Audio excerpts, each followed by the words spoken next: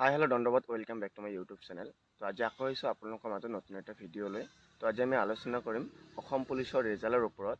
তো আমাৰ এতিয়া চাৰিওফালে এটাই কুৱেশ্যন হৈ আছে যে আমাৰ অসম পুলিচৰ ৰিজাল্ট কেতিয়া দিব। যদি আমাৰ CM ছাৰে ক'তবা মিটিঙত যায় বা ক'তবা য'তেই নাযাওক কিয়, তো চাৰিওফালে এটাই কুৱেশ্যন যে মামা অসম পুলিচৰ ৰিজাল্ট কেতিয়া দিব। যদিও বহুতে ADRE টিচাৰ মানে সকলোখিনি ৰিজাল্টৰ অপেক্ষা কৰি আছে, কিন্তু আমাৰ অসম পুলিচটো মানে চৰ্চাত বেছি চলি থাকে। মানে অসম পুলিচটো এটা ট্ৰেণ্ডিং হৈ গৈছে, মানে য'তেই নাযাওক কিয় CM ছাৰ ততেই মানে সুধি দিয়ে যে ছাৰ অসম পুলিচৰ ৰিজাল্ট কেতিয়া দিব। তো যি নহওক, আমাৰ অসম পুলিচৰ ৰিজাল্টৰ ওপৰত আমাৰ CM ছাৰে এদিনে এটা কৈ দিয়ে যে কেতিয়াবা কয় 9 তাৰিখ ৰিজাল্ট দিম, কেতিয়াবা এটাই কয় যে অক্টোবৰৰ 10 তাৰিখ এপইণ্টমেণ্ট দিম। তো তাৰ আগত যিকোনো এদিন ৰিজাল্ট আহি যাব। তো সেইখিনিয়ে কথা, মানে আমাৰ অক্টোবৰৰ 10 তাৰিখ নিযুক্তি পত্ৰ দিয়াটো কনফাৰ্ম বুলি ধৰিব পাৰোঁ। কাৰণ এই কথাটো আজিকালি নহয়, বহুত দিনৰ পৰাই কৈ আছে, প্ৰায় আমি এবছৰ আগৰ পৰাই কৈ আছে, মানে 8-9 মাহ আগৰ পৰাই কৈ আছে যে অক্টোবৰৰ 10 তাৰিখ যিমানখিনি ভৰ্তি চলি আছে সকলোখিনি ভৰ্তি নিযুক্তি পত্ৰ 10 তাৰিখ দিয়া হ'ব, অক্টোবৰৰ 10 তাৰিখ। তো ইমান দিনৰ কথাটো ইমান সোনকালে চেঞ্জ নহ'ব চাগে, কিন্তু যিহেতু এতিয়া অফিচিয়েল ৱেবছাইটত দিয়া নাই যে অক্টোবৰৰ 10 তাৰিখ এপইণ্টমেণ্ট দিয়া হ'ব, তথাপিও আমি এইটো কনফাৰ্ম ধৰিব পাৰোঁ। আৰু যদি এইটো কনফাৰ্ম হয় যে 10 তাৰিখ এপইণ্টমেণ্ট দিয়া হ'ব, কিন্তু তেনেহ'লে এইটো কথা মিছা হৈ যাব যে 9 তাৰিখ ৰিজাল্ট। কাৰণ 9 তাৰিখ ৰিজাল্ট দিলে 10 তাৰিখ এপইণ্টমেণ্ট দিয়াটো সম্ভৱ নহয়। কাৰণ এপইণ্টমেণ্ট দিয়াৰ যিটো মিটিং হ'ব, মানে মিনিমাম বহুত ডাঙৰ এটা মিটিং হ'ব আমাৰ খানাপাৰা ফিল্ডত। এই মিটিংটো কাৰ বাবে পাতিব? নিশ্চয় যিখিনি ল'ৰা ছোৱালীয়ে চাকৰি পাব সেইখিনি ল'ৰা ছোৱালীৰ কাৰণে মিটিংটো পাতিব। তো 9 তাৰিখ যদি ৰিজাল্ট দিয়ে, যদি এই ল'ৰা ছোৱালীখিনি যদি মিটিঙত যাবই নোৱাৰে, তেনেহ'লে মিটিংটো বেকাৰ হৈ যাব। তো সেইকাৰণে যদি 10 তাৰিখ এপইণ্টমেণ্ট দিয়া কনফাৰ্ম হয়, তেনেহ'লে 9 তাৰিখ কেতিয়াও ৰিজাল্ট নিদিয়ে, এইটো টেনশ্যন নহয়, এইটো মানে একদম টেনশ্যন ফ্ৰী। তো যদি 10 তাৰিখ এপইণ্টমেণ্ট দিয়া কনফাৰ্ম হৈ যায়, তেনেহ'লে অক্টোবৰ মাহৰ যিকোনো এদিন ৰিজাল্ট দিয়াটো চিয়'ৰ। যিমান সম্ভাৱনা 4-5 তাৰিখত ৰিজাল্ট দিয়াটো মানে প্ৰায়খিনি সম্ভাৱনা আছে। আৰু এইটো কোনেও 100% চিয়'ৰ দিব নোৱাৰে। এতিয়াও CM ছাৰেও কোনো ডাইৰেক্টলি কোৱা নাই যে কোনো প্ৰেছ মিটত বা নিজে লাইভত আহিও কোৱা নাই যে অমুক তাৰিখে দিয়া হ'ব। জাষ্ট মিটিঙত গ'লে এনেই সুধি দিয়ে, সেইটো মানে এটা মুখৰ কথা।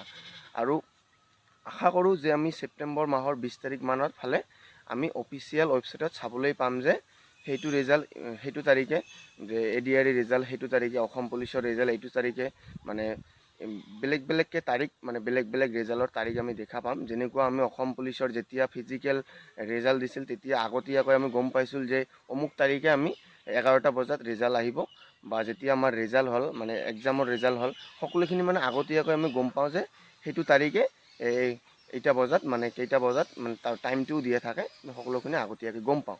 তো এইবেলিও আশা কৰোঁ যে আমি 20 ছেপ্টেম্বৰ পাৰ হ'লে সেই তাৰিখটো আমি আৰু এই সময়টো আমি গম পাম যে কেই তাৰিখে কিমান সময়ত ৰিজাল্টটো দিব। আৰু যদি আমি এতিয়া কাট অফৰ কথা ক'বলৈ যাওঁ, তো কাট অফৰ চিন্তা কৰি এতিয়া লাভ নাই। কাৰণ কাট অফৰ কথা ইমান দিনে সকলোৱে পাতিলে, সকলোৱে গম পায়ে আছে যে মই পাম মই নাপাম, নিজৰ মনত এটা আশা ৰাখা যে পাবা।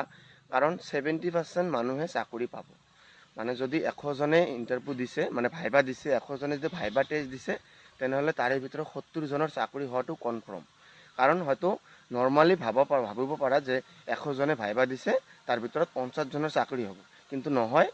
ইয়াত যদি অসম পুলিচত যেনেকুৱা 4000 পোষ্ট আছে ABUBত, 4000 পোষ্টৰ ভিতৰত তোমালোকে ভাবি আছা যে 8000 মানুহে ভাইবা দিছে, কিন্তু 8000 মানুহে ভাইবা দিয়া নাই।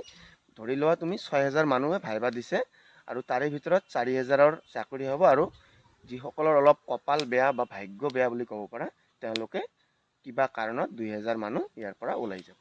আৰু যিসকলৰ এক্সাম ভাল হৈছে আৰু ভাইবাটো ভাল হৈছে, তেওঁলোকে চাকৰি পোৱাটো 100% চিয়'ৰ, সেইটো টেনশ্যন কৰিব নালাগে। যিসকলে কষ্ট কৰিছে, কষ্টৰ ফল পাবা। আৰু অতি সোনকালে আমাৰ আহিয়ে আছে, আৰু নিউ ভেকেঞ্চি আহিব। আশা কৰোঁ যিদিনা নিযুক্তি পত্ৰ প্ৰদান কৰিব এই চাকৰি পোৱাখিনি, মই আশা কৰোঁ সেইদিনাই আমাৰ CM ছাৰে নিউ ভেকেঞ্চিৰ কথাও তাত তুলিব। এইটো মানে 110% গ্যাৰাণ্টি। যেতিয়া এপইণ্টমেণ্ট দিব, তাৰ লগতে নিউ ভেকেঞ্চিৰ কথাও আলোচনা কৰিব। এনেকৈ ক'ব যে মই আজি ইমান হাজাৰ 1.5 লাখ মানে পদৰ নিযুক্তি দি দিলোঁ, সম্পূৰ্ণ হৈ গ'ল, আৰু আমি আগন্তুক দিনত অমুক তাৰিখে বা অমুক মানে সেইটো মাহত আমি আকৌ ইমান হাজাৰৰ ভেকেঞ্চি লৈ আহি আছোঁ। এনেকৈ মানে ভাষণততো কিবা এটা ক'বই লাগিব। তো ঠিক নিউ ভেকেঞ্চিৰ কথা তাত একদম ভালকৈ ক'বই একদম 110% চিয়'ৰ। তো এইখিনিয়ে আছিল আজি এটা অসম পুলিচৰ ওপৰত সৰু ভিডিঅ'। তো যদি এতিয়াও মানে যিখিনি এতিয়া 4,000তো যাবই আৰু, তো যদি কোনোবাই মেৰিটত ৰৈ যোৱা, যদি মানে বয়েজ আছে নেক্সট বাৰ ট্ৰাই কৰিবা।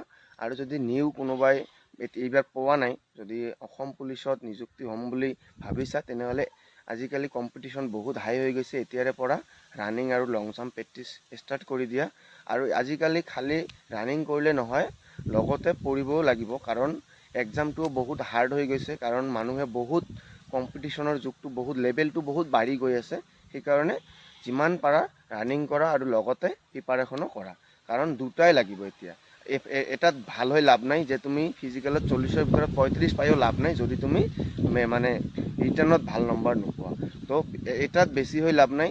তুমি যেনেকুৱা আমাৰ যেনেকুৱা ধুবুৰী ডিষ্ট্ৰিক্ট, আমাৰ ধুবুৰী ডিষ্ট্ৰিক্টত তুমি জেনেৰেলেই নহওক বা যিকোনো কাষ্টেই নহওক, তুমি যদি 33 তোলা, ইফালে যদি তুমি 35 মান তুলিব পাৰা, 35, 40, 50ৰ ভিতৰত, তেনেহ'লে চাকৰি চিয়'ৰ।